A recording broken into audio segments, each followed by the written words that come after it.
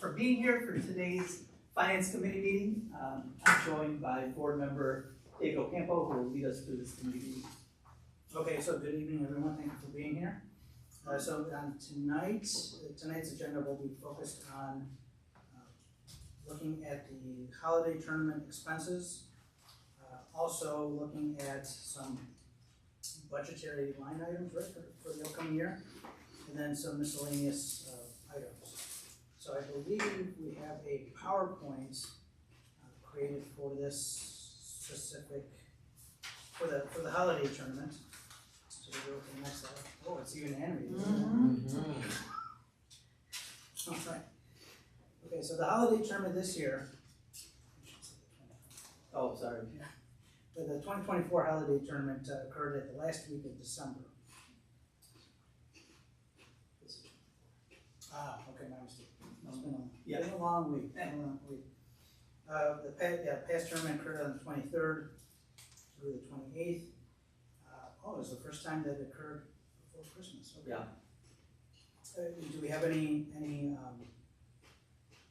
changes? So we're meeting so the committee is meeting again. We had our first meeting last month to kind of do a debrief of the holiday tournament. Okay. We have another meeting scheduled, I believe, the first week of March 6th. And so in the first meeting, we did talk about the date. We were concerned about our attendance. And we thought that it could have been because this was the first time the holiday tournament started before Christmas. And so I think it was the way that the holidays just kind of lined up that we needed to do that. So we're looking to see if we're able to go back to the format of having the tournament start after Christmas. Yeah. Okay. All right, and so we had 4 ranked teams in the tournament: Warren High School, Lincoln Park, Whitney Young, and Crane. Who won the tournament? Does anyone recall? It was Warren this year? I don't remember. No. Same winners as last year. Well, we know that Proviso West got there. Which was the first time in 40-something years, right, that I placed in the tournament. Last year, that was really exciting. West won the losers bracket. Loser break. Yeah. Right. Was it one? Didn't they win last year? Last year they won the consolation bracket. Yeah. Yep, they did. And so there's just a listing here of all the teams that participated. All right, so now we're jumping into the cost comparison and analysis. Okay, so for 2023, the revenue was roughly 61K. Expenditures were $111,696.95. That's out to a roughly 61,000 loss. Right. For 2024, our revenue took a nosedive down to $47,376.50. Expenditures went down slightly, $5,000 to $106,747.09, netting us out to $47,000 roughly. And so that's what prompted once, I believe, Chris, you sent that information to us, to the board, and that piqued my interest in the breakout, and so that prompted this Finance Committee meeting. And we're looking at the line items, and we'll start off with food service workers. So I'm going to turn this over to you, Chris, because I believe you compiled this PowerPoint. Yeah, me and the team, it was a collective effort. And so, as we've been looking at the holiday tournament, I understand that this is something that's very important to the Proviso community. However, the projection, the cost of the event is not keeping up with the expenses, or I should say the revenue is not keeping up with the expenses. And so we need to look for ways to reduce the cost of this event. We in no way want to eliminate this event, but as we're not getting the sponsorships like we did in the past, there is more competition during the holiday season for events like this. So we have to be realistic with what we will be able to generate in revenue and trying to align our expenses to that. So what I'm presenting here today is what we paid in 23 and in 24 and what I'm projecting we could do if we get a little bit creative for the next holiday tournament. So in 23, we spent about $14,000 in salaries for food service workers. And in 2024, we spent about $11,000 for food service workers. What I'm projecting next year would be for $0 for food service workers, and this is something we're still discussing in the committee, but it's the idea of not hosting concessions, but outsourcing that to vendors. And so the reason for that is we would save, between $11,000 and $14,000 in salaries, in addition to the food that we often spend on that. Now, we do often turn a small bit of a profit on concessions, but most of that is taken away by the cost of labor. So last year we had 14 food service workers. They were 4 days, and they, as you know, these are 12, 13, 14-hour days. Yes. And so that's the thought right here, is we could save some money if we were to outsource food service and concessions.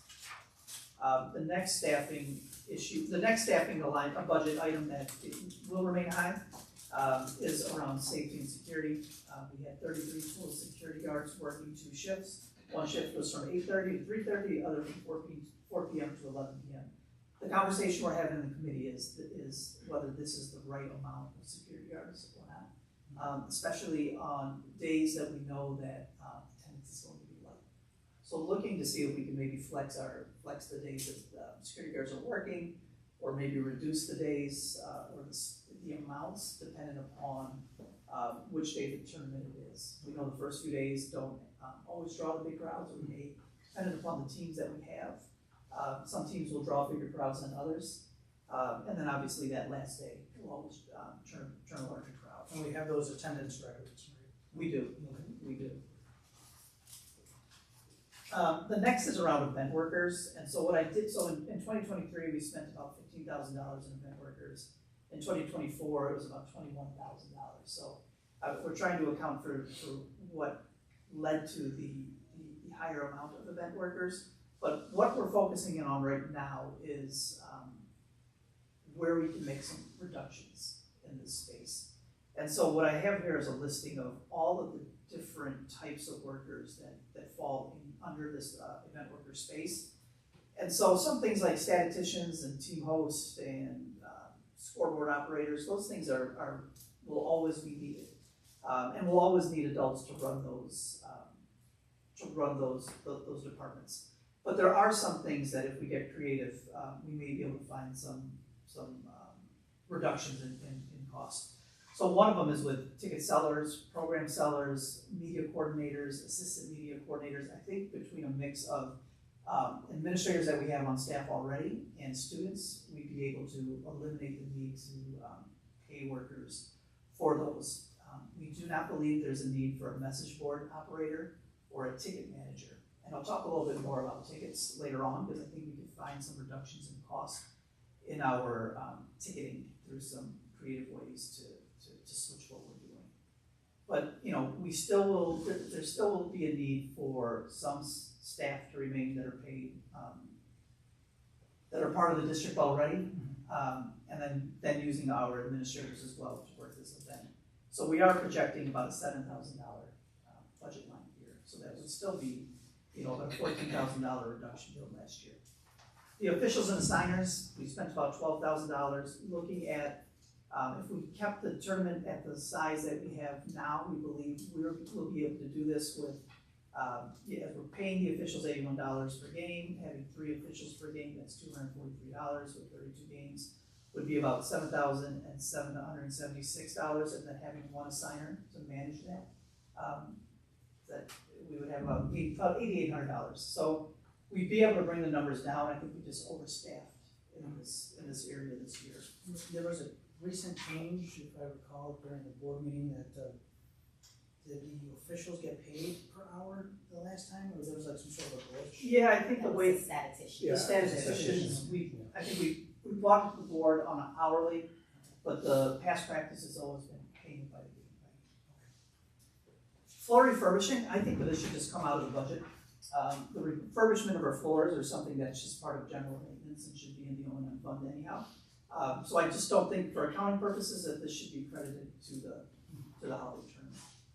Traffic control, this is something that we've done with the Hillside Police Department, and so with this, it's essentially having a policeman outside or a police horse outside, helping people get in and out of the building and out response. We think our own security staff should be able to handle that. And you know, from what I saw, there was never really a time where it got crazy there. The media brunch, I thought this was something that we knew that we started this year, and I thought it was a really great idea. Alex was there, and it was a great time just to build community. So we invited coaches and a couple of the students from each team that was going to be in the tournament. We talked about our expectations, we talked about teamwork, and we talked about community. And then everybody had a chance to tell their story about their team and, you know, why they're excited to be here and the challenges that they had with their season and what they're looking forward to in the other half. And so I thought it was a great event. I added $100 just for, you know, the price of food going up. Was the local news invited too? They were invited, they didn't attend, but we did our own media on that. The hospitality room, this is another nice thing that we do, and from what I understand, this is common for these types of tournaments. You have a place for board members, dignitaries, coaches, the officials, people working, some of the table workers, to just come in, we feed them lunch, we feed them dinner, there's snacks. And we do look to keep these costs to as low as we can, so going to places like Sam's, and Mariano's Dunkin' Donuts. So that again, I think we can, around $4,000 again, I added about 25%, just depending on what the price of food will be by next year. For tickets, this is where I think we can get a little bit more creative and use technology. Right now, we're printing out tickets. Last year was a cost of almost $3,200. So right now, we're exploring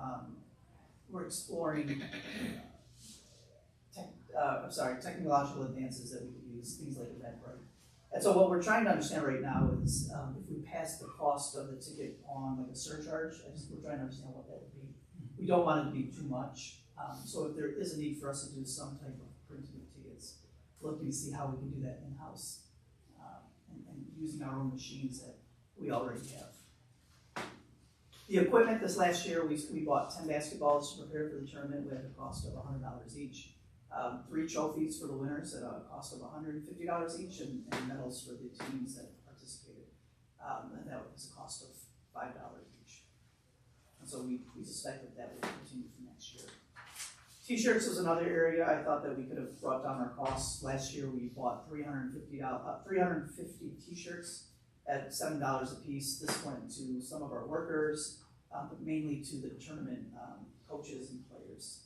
We did have 40 polos at a cost of $42 that went to some of our staff that were working the tournament. And so next year I'm looking to just purchase T-shirts. I don't think we need the polos. Website design, I'm not certain why we were spending $3,000 each year for the website. I do think we can do it at a much cheaper rate. I just kind of put a price over here of $500, which I think would be a fair amount if we did take it out to a vendor. We do have students in house that have these skills, and we could host the website on our own web server. Do we have numbers on how many page hits or views? No, that's something we can try and take. We can ask the vendor. You could ask the vendor. Elizabeth will take care of it. Yes, Thanks, revenue sharing. This is the amount of money we split with the winners. It's sometimes a way to attract people to come to the tournament. We know that we're trying to attract more teams and more ranked teams. The thought here that I'm going to take back to the team to talk about is increasing. So here I'm doubling the amount of money in prizes to try and attract more schools to come to the tournament. Gordon Food Services, this was for concessions. So we spent $4,600 in concessions last year from Gordon Food Services. If we were to go with the idea of food trucks or food vendors, we would be able to zero out that cost and save about $4,600. Same with Home Run and Pizza, we can save about $2,500 by doing that. And Sam's Club was part of the food that we used in hospitality. These lanyards, these were pieces that lanyards that we created with ID cards for the teams that were coming to play, so we can identify who was a player or part of a team as opposed to a spectator. We're looking at wristbands to save a few $100, about $250 if we did that. Alpha Baking, oh man, I don't have them. Alpha Baking. Alpha Baking was connected with the GFS. Oh, they were, okay. They were together. Okay. And so, as of right now, we do have that committee that's been formed. We had our, as I said earlier, we had our first meeting in January to start talking about these things, review the tournament, talk about the things that went well, the things that we can do better that led to some of the ideas that we presented here today. And then we have our next meeting on March 6th. So we're happy to talk through any of these items or hear if there's any ideas to help, bring down these costs. But I know we had talked earlier, I haven't totaled up exact, I don't want to bring you a number yet, just say we could definitely save this much until we have some more conversations with the team. Okay. But I think we could easily save $25,000. Excellent. Another thing that concerned me, non-monetary, was community involvement. Right? Like getting, like you said, more sponsorships, getting better integration with the foundational schools, getting the media involved, right? Because it looks like over the years, the holiday tournament has kind of waned, right, in terms of popularity. And if we don't get the community involved, it's not, we're going to continue to see lackluster results in terms of revenue. Right. Well, and so there's some ideas that we had. I joined late, so I didn't get a chance to talk to the foundation schools about maybe doing a tournament with their teams to see who's interested in that. We also missed an opportunity to have our girls participate in this holiday tournament, so trying to find if there's an opportunity for our girls to be part of this event. But I completely agree with you, trying to get more, so not beyond the sponsorships. Sponsorships are great, and we definitely would help with some of this. But just getting the community, I would love to see these stands just packed next year. And so really tapping into our alumni. So I know alumni was there, they had separate events, and they were in the building, and it was a great opportunity for me to connect with them and for others to connect with them. And I think just making that more of a point of pride. Next year's gonna be the 64th. So, we wanna make it better than the 63rd. And I think bringing community together is gonna be a great way to do that. Excellent. We also talked just with a lot more student participation. Yes. That students could be doing the website, helping with marketing, helping work the stands, greeting people. So there's a lot of potential there. So. Well, if there are no more questions on this, I'll turn it over to Dr. Hill, who has some updates on the FY26 budget bill. Yes, good evening, everyone. So, Mr. Alex, did you receive a copy of what's happening here? Yes. Okay, perfect. All right, so first I want to start off, we will be amending our FY25 budget first. That will be presented to the board on March the 11th. It's just one item that we will need to tweak to solidify that, and we will be okay. It's to ensure that we are in compliance with our administrative cap. Okay. But in reference to the FY26 budget, this is a brief document that I drafted together, just to share an overview of the work that is to come and the work that has already begun. So I will start out with the planning and preparation. Throughout the year, we start developing the guidelines on what we expect the budget process to be. That typically takes place during December and January, okay? Right now, we're in the thick of it by working with our stakeholder input.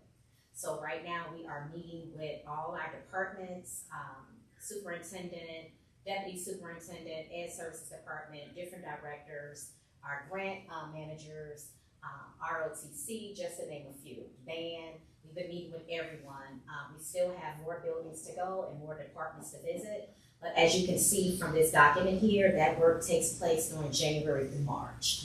Okay, so we probably met with at least 10 departments already. We still have more to go. All right. Next, during revenue projections, that's when we will estimate what our state, local, and federal funding will be. That was our work with the Township Treasurer's Office just to see how much funds are collected thus far in reference to tax revenue. That would take place during March and April. And then when it comes to our expenditure projections, this is when the business office will collaborate with HR. We have already set up a meeting where we will resume having what we call an HR business office collaborative meeting, which would take place bi-weekly. That's just because some of our areas overlap at times. We want to make sure that we're all on the same page. So with that being said, we will discuss the salaries, benefits, and any special requests that some departments may have in reference to this year's upcoming budget.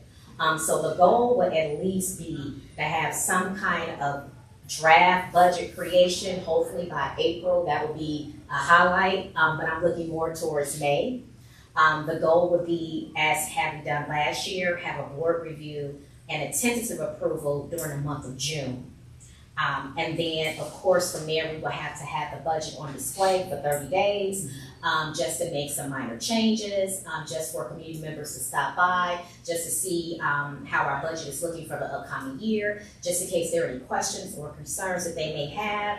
And then our goal for the public hearing would be for us to have our budget approved and sealed to go between August and September, okay? And then after that, it's just basically about implementing and monitoring to make sure that we're staying on track with our expenditures and that the revenue is coming in, and the community and the board and our stakeholders here within the district see that every month by way of our treasurer's report.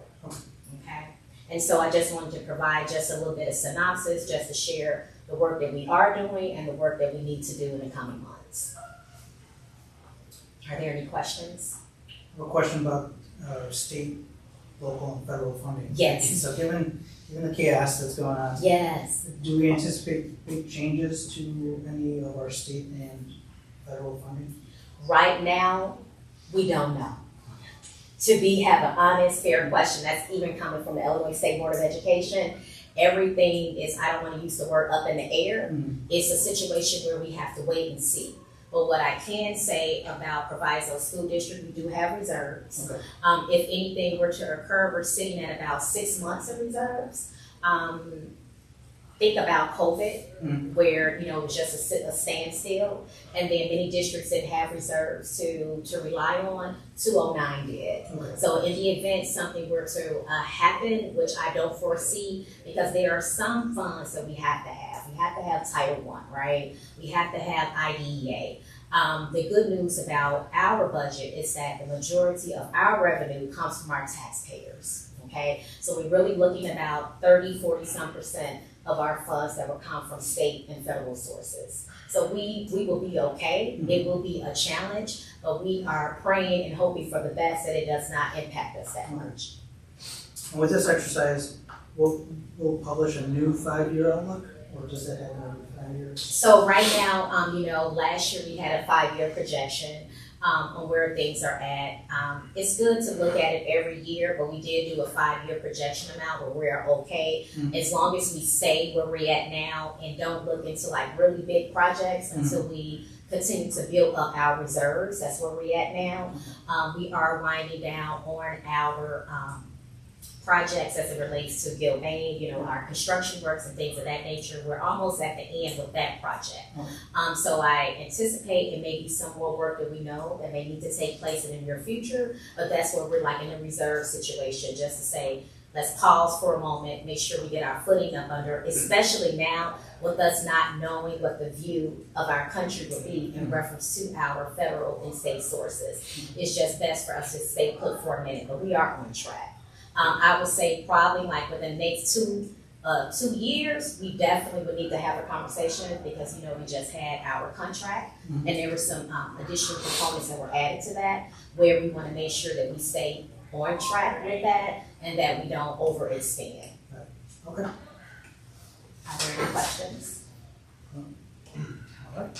Thank you. Okay. All right, and I know we kind of hit the bulk of the meeting, but I wanted to take a few minutes just to update everybody on some upcoming information items that will be at the March board meeting, as well as some action items that will be at the March board meeting that are connected to finance and audit. Alex? Yes. Yeah. So we do have a couple items. So this is the time where we're taking a look at our renewals for a lot of our actual programs that we do have in place. So we have several contracts that are set to expire June of this year. The first of which is Renaissance Star. This is our universal screener assessment. It assesses students in reading and math. This is something we deliver to all students, grades 9 through 12, and we do that 3 times a year. We just wrapped up our winter assessment, and so we are looking at renewing that. They've been a very good partner and helped us a lot with kind of progress monitoring those key important areas in reading and math. So that's the first item there. Really no changes from the last 3-year contract to this one, looking at that, the one addition with Renaissance. Renaissance just acquired Nearpod, so that's the last bullet on there, that 5th bullet. Nearpod is something that's incorporated into Renaissance, and they have something called a record book. And when a student takes an assessment and it sees how a student does on all of the standards, that record book can then basically group students according to their skill levels. And in Nearpod, they have a wealth of categories of different pre-made assessment tools that can kind of embed into that instructional aspect. So easing the burden of the teachers to basically go in according to that most recent assessment, take a look, go into the Nearpod area and say, oh, well, for this group of kids, here is a self-guided assessment or something we can do direct instruction with, versus the students over in this tier, here's another specifically designed on the same elements, but where those students are at for their learning level. So that's something that's new to Renaissance. It's something that we have used, but we've been using the free version of Nearpod. There's a lot less to it, and since Renaissance has acquired Nearpod, we're looking at incorporating that into there as well to provide some extra support for teachers. Outside of Renaissance there, we are doing some textbook adoptions. So I think at last meeting, we passed it in for our calculus books. This is the year for science, so we're taking a look at chemistry and physics textbooks and purchasing those. The teachers are finishing up that pilot right now, getting a lot of that teacher input for both of these 2 key science areas, and being a former chemistry and physics teacher, something near and dear to me, so making sure that we have that buy-in from the teachers and finding those quality textbooks. And then the last piece is Newsella. On this piece, this is that very important reading aspect that can be incorporated into any class, that nonfiction aspect, where all of the key core areas teachers have access, can find different articles and reading. It's something that we've worked heavily to try to regularly introduce into the classrooms. Our coordinator for English and Arts, Ms. Moreno, does an excellent job in ensuring that all the teachers have necessary information on Newsella, know how to use it. Our most recent Tech Up Institute Day gave all the teachers an opportunity to learn a little bit more just to make sure they know this, but this is something that we've used for several years. I've got good traction as far as the usage, and something we're getting very good feedback, just finding good quality, not only the articles, but also assessing the students. It's all pre-made information there, regularly coming out with new up-to-date articles, all relevant information. We're very, very pleased with the performance of this and are looking to renew that as well. And the nice thing about Newsella, the teacher can filter it based on reading level. Oh, yes. So if the child has a lower reading level, as an EL student, a special ed student, they can still be learning about the same concept, but it's delivered to them in a reading level that's comprehensible, easier for them to understand. That Lexile, it's a click of a button Yeah. and easily Teachers love modify. it. And using that with Renaissance too, knowing where the students' skill levels are with those grouping tools is very, very, very helpful. Very tailor-made. Yes. Yeah. The differentiation is key with that. And then last month at our February board meeting, we did have some items that we previewed for information. They'll be coming back in March as action items, so Alex will just run through those briefly as well. So we have a flashlight here. Flashlight 360 is for our English learners. So we've been investing heavily on the English learner aspect. So in most recent board meetings, we've had something called Elevation, which that houses all of our students' access scores. So that was one of the key feedbacks we were hearing from teachers, is they didn't have the hands-on knowing the skill levels of students' abilities in reading, writing, speaking, and listening. So we have Elevation for that. We have Summit K-12, and Summit K-12 combined with Flashlight. You have both the instructional support, but then on here, it's more that formative assessment in assessing the students. There isn't anything that we found that does all of it. So we're having all of these key things that do everything. This is all coming from federal grants, so we're paying that through our title funds, so we're very pleased with that. It's not coming out of general funds. but we're excited to utilize that and getting all of these EL supports up and off the ground to make sure that we are implementing all of them at the start of next year. So adopting this stuff now to make sure we still have time as this year is finishing, making sure that teachers are ready to go for next year. And even this last Institute Day, we had that training on Summit and on Elevation as well. We're looking at the student fees, so looking at generating some additional revenue services. For some time now since COVID, we've adjusted those student fees. We are looking at just slowly introducing student fees, so you'll see a couple areas as far as a registration enrollment fee, where there's a what we would call an on-time, I guess, versus a late registration, kind of a differentiation there between those fees. And then we are looking at a summer school fee and a technology fee. So these are things we haven't had, and looking at generating some additional revenue services. And kind of post-COVID now, kind of taking a look at that. We did start with a late registration fee last year for summer school, but we are looking for that fee to occur for all of those students there.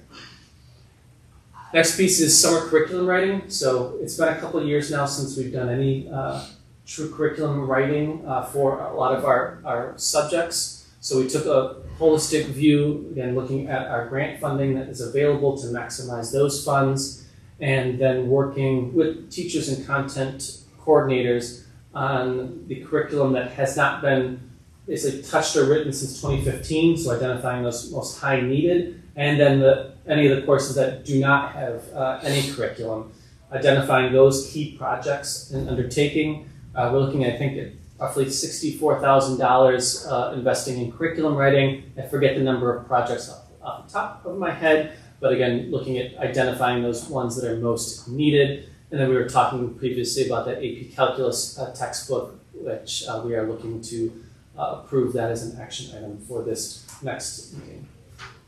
Quick question about that technology fee. Is that to offset the cost of a laptop? So the technology fee is, right now, the only thing that we have is if a student, I think, loses a charger, because we were seeing a heavy amount of chargers missing and being replaced. But the technology fee here is just on the full laptop replacement, I believe, or is it just a technology fee? It was a technology fee. It was both. I thought we had on that. Oh, yeah. So we had a general baseline yearly technology fee, and then a cost of a repair / replacement, basically. So because right now there is no, like, if they bring in their laptop completely busted up, we don't have a fee that we assess. And I think there used to be one, maybe, I didn't see that, but it's something we want to have in place to just create that accountability for the students too. Do we have what I'll call habitual laptop breakers? Like someone that, like, they're on their 4th laptop this year. So the way that we've addressed, so we work a lot with the grade level principals in the buildings, and we'll be like, hey, we've seen this kid like 4 or 5 times, like, what's going on? But what we do right now, because there is no fee, is if you bring in your laptop completely destroyed and you're like, whoops, we're going to give you a replacement. It's not going to be a brand new replacement. So we use our older models to kind of cycle through that, make sure they still have a working laptop, but we're not going to, give them a brand new laptop after you're on your second one that you broke in the school year. So we use a lot of and that's what part of the process of why we collect them at the end of the year from the seniors has been our process, because we never had that fee or that structure, so we use those for a lot of replacements. How many computers are we replacing a year? We order, like, trying to think of that. So we order 1,300, so the incoming freshman class each year. Right, but how many students are coming with broken computers that need to be replaced? We probably, I would say, 1 a day at East and West. And these are abused laptops? Or It depends. Some of them are legitimate, and like my key is broken or whatever. Some of them are like, I threw my backpack and the screen is completely busted. So we have warranties on them, so we get that repaired and everything, and we're kind of working through that with a new warranty company. But that's part of the reason why I started collecting the senior ones, just to offset that. In the meantime, while we didn't have any fees. Let's talk, start tracking that. Okay. So we are looking at that. The annual technology fee is $25, and then with the laptop replacement of $100. So And then, too, I think it's worth mentioning when we take a look at all of these proposed fees that we're looking at, we tried to also then look at all the surrounding schools and areas of just kind of where our comparison is compared to other schools, and we are far, far below those other surrounding schools in their overall, fees. Would we consider like a deposit where like if you deposit $250 at the beginning of the year, and you don't lose or break your laptop, you get the $250 back or something? We Some have sort of an discussed it, incentive? but I don't, just trying to figure out what that would look like. The process of refunding would be a challenge. But I something we think, look yeah, at. right, of course, nothing is left off the table, but I do see that deposit will pose a challenge. But the way they have it set up now, I think that will work in reference to collecting the fees from the students. I think from a principal perspective, I think them losing their chargers is a very big. That was the biggest one, and That's that's why because we have to implemented that. return, those add up, so the kids are Yeah, so displacing. currently it's still, we did, I think last year implemented a $20 Yeah. fee on that, just to kind of start to curb that. And are the chargers universal? Like if you give them an older laptop? Yeah. Okay. Yeah, they're universal, so. But I've easily seen when I run the reports in Power School, I've seen a week where we assign $1,000 worth of chargers, so. Because the kids just don't bring them to school. They leave them at home, so maybe we can work on So a way. we have it too, we'll lend it to them, but Right. we say, here's your charger, we're assessing you $20, if you bring it back at the end of the day, that fee gets removed. So we'll always make sure the kids have the tools they need. Yeah, absolutely, yeah. But we're also trying to build a responsibility. Correct. And so at some point, I think we need to make sure that we're not being taken advantage of, and there are some Yes. financial penalties for abuse or loss. Yeah, absolutely. And that's always been our thing, is that we've always given them the technology, even with the chargers, I'm like, we're gonna assess $20, something you can work through with a fee waiver, with the business office, anything like that. We're never gonna deny a student Right. a laptop or a I charger. think that's another important factor too on that fee waiver. I appreciate you bringing that up. So, and if any student does classify as a free and reduced lunch there, and that's part of the information that we're collecting during enrollment and registration, obviously that would be applied and assessed. So we're not going to put a burden on families if they qualify for that.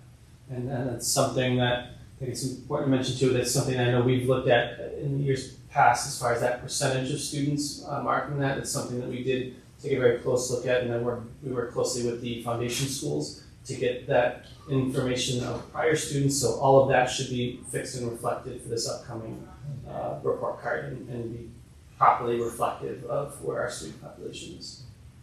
Excellent. Thank you. That concludes our report. Perfect.